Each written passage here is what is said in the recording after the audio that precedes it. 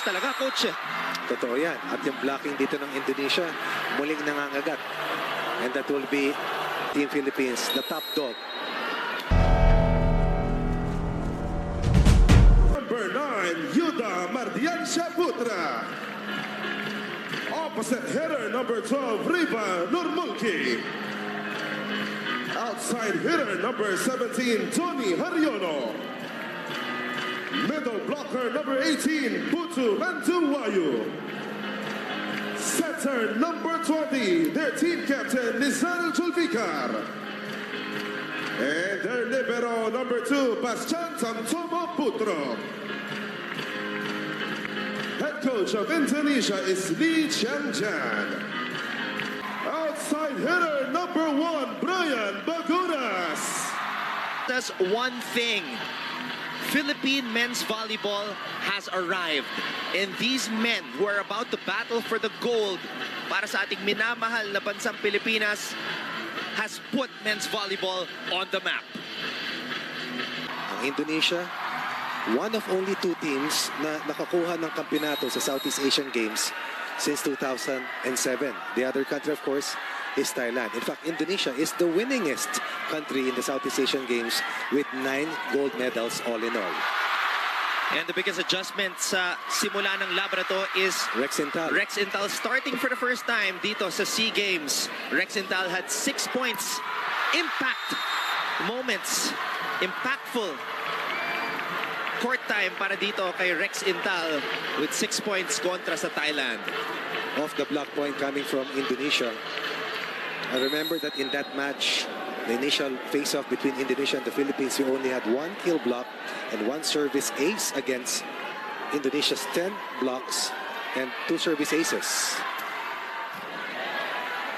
Let's see if the Philippines can respond. Retamar, miscommunication there on that quick attack intended for Rex Intal. Rex Intal only played against Thailand, did not see action in the first 2 matches, scored 6 points. Retamar has been on fire even during the time that we played Cambodia, and is one big reason why the Philippines is in this gold medal match versus Indonesia tonight. Espejo showing us some very steady reception from the back row. But Indonesia with DONI getting on the board, responding with authority. 3 in a row for Indonesia, and that's against a 3-ball block.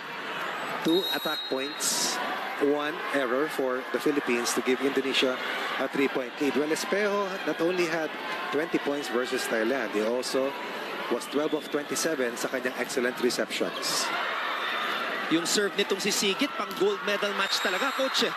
Totoo yan. At yung blocking dito ng Indonesia, muling nangangagat.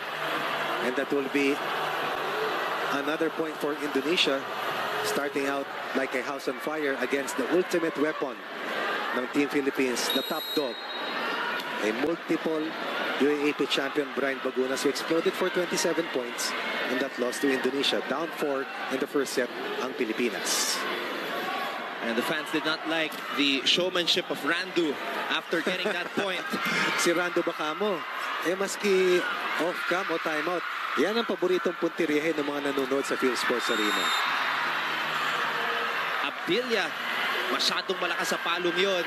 The Philippines struggling to find themselves on the board here. Silipin natin itong palo ni Abilia. Right. Iniwasan yung mga blockers. Second attack error for the Philippines. And this will be an early timeout for Coach Dante Alin Sonorin. Some jitters probably right now para sa ating mga manlalaro, and hopefully we can snap out of it as quickly as possible.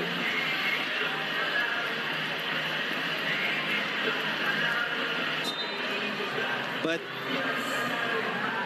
it's happening very early in the match. A lot of time to recover. We've been there before. Remember against Thailand?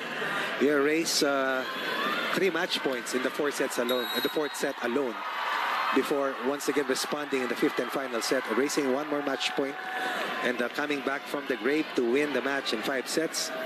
But Indonesia is playing with so much confidence, and they've also beaten us already in our initial matchup. Finally, a point, a cross-court. And Brian Bagunas will head to the service line. to try to continue what Abdillah has started. Bagunas straight to the net. A third error for the Philippines out of the 6 points of Indonesia. Dalawang attack errors at isang service error. And the rest are spikes or kills for Indonesia. At Randu, ang paborito ng mga nanonood dito sa Phil Sports. Public enemy Arena. number 1. You have to say it. Mark Espejo exploding and detonating both points of the Philippines via cross-court winners. Earlier, it was Brian Bagunas, or rather Abdillah. Now it's Espejo scoring against the double block. Espejo had 20 points on a 19 of 45 clip versus Thailand. Espejo averaging 17.8 points per match in these SEA Games as Doni tallies his second point of the contest. Doni in that initial game versus the Philippines, 16 of 25. Doni had 18 points, second leading scorer for Indonesia versus the Philippines in a match they played last December 6th. Rivan with that familiar heavy serve. And look at Bagunas and Espejo go to work. Pinalik ni Espejo ang bola. Puntos para sa Pilipinas. The dynamic duo for the Philippines. Sila ang kumakarga sa opensa ng Pilipinas. Subalit tinulungan ng gusto ni Kim Malabunga, ni Abdillah, ni Rex Intal. Doon sa nakalipas na laban, of course, with the leadership nitong si Joshua Retamar, and another 2-point run for Indonesia. To win the first goal for our country. And we will go down as the overall champions in the 38th edition of the Southeast Asian Games. But how nice would it be to bring home the gold in this sport? Something we have not done in the history of the Southeast Asian Games. At 1977 pa tayo unang sumabak dito sa volleyball. Yun din ang kaisa-isang taon na pumasok tayo sa gold medal match. Another good serve para dito sa Indonesia. Over received ng Team Pilipinas. Pinakamalaking kalamangan hawak ng Indonesia, a 6-point lead. Now down to 5 on that service error. And Indonesia has been giving us a taste of our own medicine sa panimula ng laban na to. The Philippines averaging 11.3 blocks per contest, ng Indonesia 7.5 lamang. But baliktad ang sitwasyon dito sa opening set. Oh, quick attack from the middle by Yuda. Very composed, extremely confident. But the key there was that good reception for the red shirts. Activating the middle hitter and once again putting the Philippines on its heels. 6 kalamangan muli ng Indonesia. Retamar giving it to Bagunas, who goes down the line. Brian Bagunas gets on the board. Way over the two blockers. Grabe yung vertical na iniangat dito ni Brian Bagunas. And that reminded me of what MELAWAN did against the Philippine team yesterday sa women's competition. And how about that? A monster block from Rex Intal, who started this match for the very first time in these Southeast Asian Games. Absent in the first 3 matches. 6 points in that win versus Thailand. Getting the starting nod today. But Kim Malabunga was spectacular and suddenly was a household name for the entire country. In that win versus Thailand, commits a service error. Kalamangan na nanatili sa 5. Ang ganda ng maagang puhunan dito ng Indonesia laban sa Pilipinas. 11-6 in favor of Indonesia. Back row attack. Naibalik sa Pilipinas. Quick attack for Intal. Retamar goes back to Abdillah. Well defended by Indonesia. Grabe mga transition plays dito. And Rivan is seemingly pacing himself dito sa laban na to, Coach. Right, of course, depende yan sa playmaker, depende sa setter. But Indonesia getting the better out of the first long rally here in this first set. Tracing that shot coming from Abdillah. One-on-one, no problem for the net defense of the red shirts. Back to its largest cushion. 6 muli kalamangan dito ng Indonesia. Last 2 points ng Pilipinas kasama ng Anton. Galing sa service errors ng Indonesia. Nakarami nga sila sa service errors but the Philippines hasn't been able to capitalize on those errors, Coach. Let's see if the first line of offense will be better for Joshua Retamar, the pride of Batangas. Parang yung kanyang teammate sa NU na si Brian Bagunas. Quick attack for Randu. Hindi na kompleto. Bagunas hitting it over the blockers. Rivan cross court for the kill. And again, a big transition play, this time coming from Rivan sa open area. Bihira tayo makakuha ng dalawang sunod na puntos. It has only happened once during the initial set. And seems to me that they're very ready with Intal locking in as the double blocker for Team Philippines. Or second blocker for the Philippines. Ito yung pasa. Ito yung set. Back row attack. Mark Espejo. Multiple MVP winner in the UAP. Also a UAP champion for many years together with Ish Polvorosa, his teammate in the national team. Bagunas. Randu tipping it down low. It was a good save by Marcos, but that turned out to be an overpass by Marcos, and Indonesia will pocket home that point right away. Tante Alin Sunurin, what a year he's had in 2019. NU Bulldogs back at the top of the mountain in the UAP, and then taking the national men's team to this gold medal match versus Indonesia. Imagine 7 straight years in the UAP finals and 4 championships. Espejo. And a block. Second for the Philippines in the set. Espejo working double time, not just in receiving, not even just in attacking, but look at the way he closes the wall together with his former Ateneo teammate Rex Intal. A two-way player, a certified workhorse for the Philippines. Lead is at 5 for Indonesia. Back set. Rivan rising up, but he knew it was off the mark. Kung kanina sa service line lamang sila nagkakamali, dito sa kanilang atake, finally they have committed a miss hit. We have breached the 5-point barrier. Kalamangan ng Indonesia is now at 4. It's a back set for Rivan. Pinabawi agad, coach. And he will not miss 2 in a row. We know about that fact. And Rivan against the Philippines or against Myanmar also exploded in terms of scoring. And an ace. Indonesia looking like the team that hasn't dropped a match and dropped a set here in these 30th.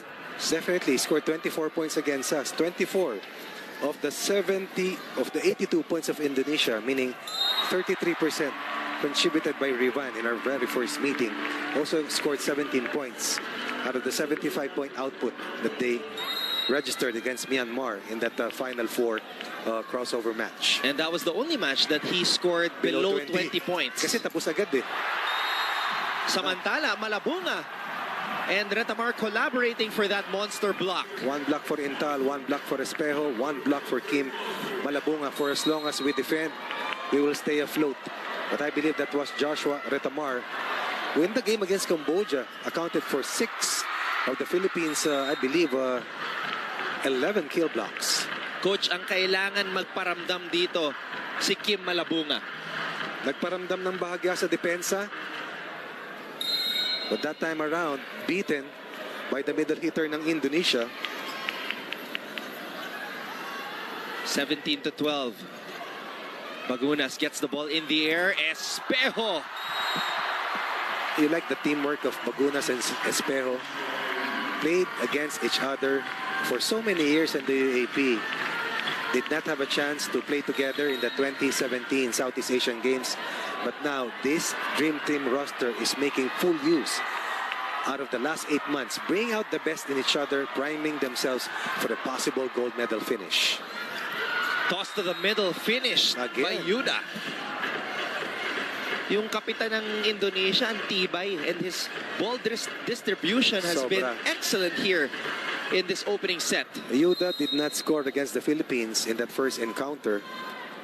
Full of confidence, we need to stay close to Indonesia. Once again protects a 4-point lead and builds a 5-point advantage. Espejo Scoring again, Espejo now with 5 points here in the match to lead all scores. That's over 30% of the total output of the Philippines.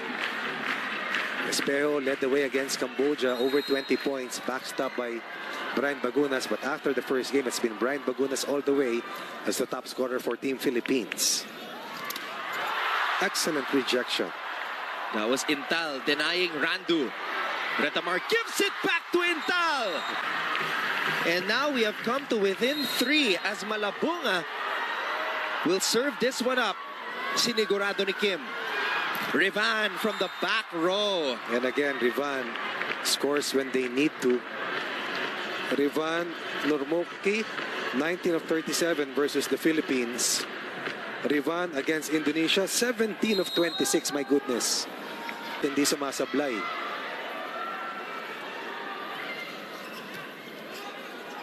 Retamar gives it back to Abdilla, popped up by Randu. And it's going back to Rivan. Abdilla able to keep this rally going. Bagunas off the block. Net defense, floor defense, very important against one of the top attacking teams. If we play consistent defense, we will have a chance to counter-attack and go to our transition plays. Bagunas and Espejo doing some heavy lifting in the first set to try and chase down what was once a 6-point deficit. It's down to just 3 points for Indonesia. Rivan Again, this time from the opposite side, rather from the open area. and they will go back to him. Rivan going cross court. Overpass. Sagit able to put it away. And they will not make a mistake with that kind of gift. Rivan has been distorting our offensive pattern. 4-point lead para sa Indonesia. Philippines still alive. Was not able to breach the 3-point cushion earlier. Nahawak ng Indonesia. Now Sigit goes back to the service line with that familiar jump serve. Intal again. Energizing the Philippines. Back-to-back big games for the younger brother of JC Intal. And the former Blue Eagle once again showing us that he deserves to start after exploding for 6 points and helping the Philippines defend the multiple points of attack by Thailand in our win against Thailand the previous match. Abdilla puts it down. Have been alternating, helping out the offense of the Philippines, but then initially that was the block coming from Espejo that kept that ball alive, and the Philippines is now down by just 2 points. Bagunas loads up the bazooka. Ooh, Too much.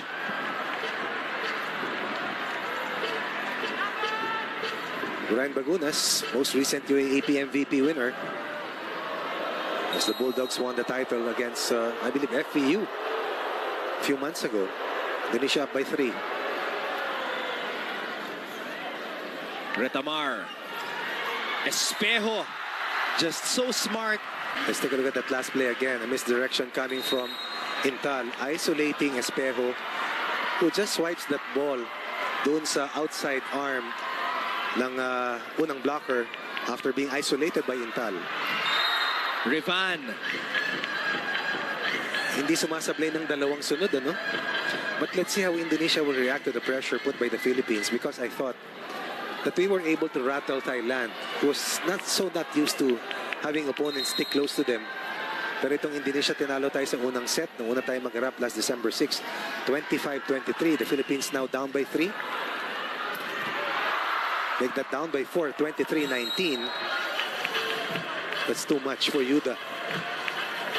7 attack points to pump in, aside from that one service ace na itinulong niya para sa Pilipinas. Espejo. Again, off the block for Espejo. Time and again, Retamar connecting with Mark Espejo, the pride of Marikina. It was a 3-1 run earlier para sa Indonesia. The Philippines with one final push here in the first set.